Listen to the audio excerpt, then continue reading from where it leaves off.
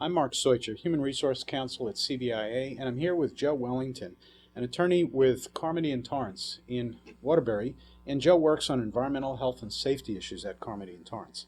Carmody and Torrance is co-sponsoring CBIA's Health, Safety, and Wellness Conference on March 26th in Southington, and Joe is going to be speaking at that conference on the subject of ergonomics and also reviewing expected activity, regulatory directives, and such in the coming months under the new Obama administration. Joe, I'd like to ask you, what do you see as the single most significant action likely to come from the Department of Labor in the area of environmental health and safety initiatives and regulatory oversight? Well, Mark, as you mentioned, I will be talking on ergonomics, and the reason I'm doing that is I feel that's the most likely change that we'll be seeing.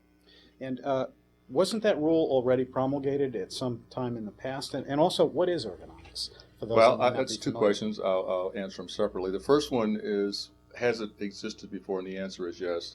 In the waning days of the Clinton administration, it was passed as a final rule. It became effective 4 days before President Bush was sworn into office. 2 months later, Congress repealed the regulation under an act that allows Congress to review regulations and repeal them. Now, ergonomics is a study of how humans interface with their workplace. It identifies what hazards are there and how to deal with those hazards, to abate them or to reduce employee exposure to the hazards. Can you identify what the particular risk factors are involved in ergonomics? There's several risk factors. One of the risk factors, obviously, is repetition. Everybody's heard about carpal tunnel syndrome. There's force, awkward posture, vibration, and then also contact stress. Can you give some examples of the kinds of activities that might be connected to those types of stresses? Yes, when you look at force, you're looking at lifting, pushing, pulling, heavy weights, or slippery weights, or obstacles that are difficult to get a hold of. When you look at awkward posture, an example of that would be working with your elbows above your head for 2 hours a day. Who might do that? Heating, ventilation, air conditioning people, people who work in other areas where they have to get into an awkward position.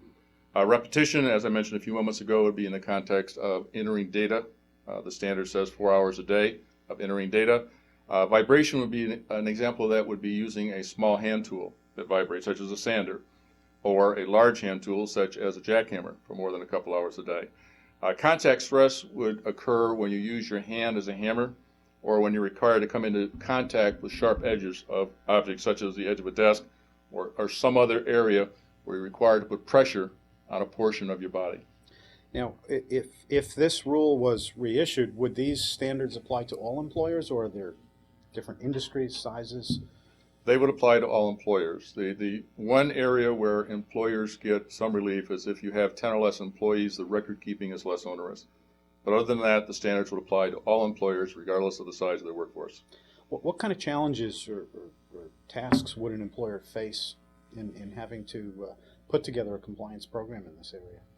I think the greatest challenge that the employer would face is the lack of in-house expertise. When you look at these rules and when they were promulgated, there was a tremendous amount of study, there was a tremendous amount of hearings and so forth. The final rule had 508 pages of information for about a 6-page rule. And so there's a lot of information out there that the average typical employer will not have. So as a result of that, the employer is going to have to hire consultants. So not only do you have the lack of in-house expertise to identify the hazard, you're also going to have a problem with the cost of paying someone else to identify the hazard and figuring out how to solve it. Then there's the issue of hazard control. Let's say you have a workforce of 20 people. Those 20 people all do the same activity, but they're exposed to an ergonomics hazard. One of the remedies is an administrative control where you rotate them out of the job periodically so they're no longer exposed above the limits. Well, if you have a workforce of 20 people, where do you send them and what do they do when they get there? And who do you replace them with? So there's a problem also of actually implementing the fix, for want of a better phrase, to abate the hazard or to cut down employee exposure. Almost like musical workstations. Yeah, musical workstations is micro breaks. Yeah. There's ways that the standard would suggest you deal with it. How likely is it that we're going to see this rule reissued and enforced? I sense it's more likely than not. In fact, it's probable. And the reason I say that is historically, OSHA has enforced ergonomics under the General Duty Clause. It's far more difficult to prove a case under the General Duty Clause of the OSHA Act, the 1970 OSHA Act, because you have to prove the existence of a hazard. If you have the rule, the hazard is presumed. And so it makes it a lot easier for OSHA to bring a case if the rule is in place. And again, there was a lot of effort put to get it promulgated in the late Clinton administration. Do you, opinions on this? What are you hearing? Do you think this is a reasonable approach to regulating this area?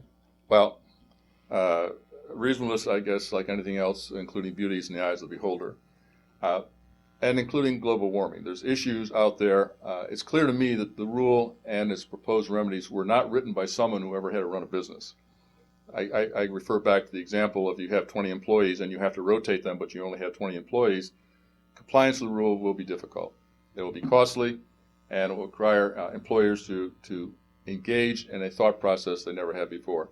On the other hand, OSHA has been successful in bringing prosecutions, I say prosecutions, administrative enforcement actions, and they have succeeded under the General Duty Clause, and they've also lost under the General Duty Clause. So if you have an ergonomics problem, the answer is not to ignore it until the rule is reissued. Identify the problem and deal with it. An employee in pain is one who's not productive. And it seems like this would address workers' comp concerns. It also would address workers' comp. With or without the OSHA. With or without OSHA. If an employee is injured, you're going to be paying more for workers' comp because you're going to be sending more employees to the doctor.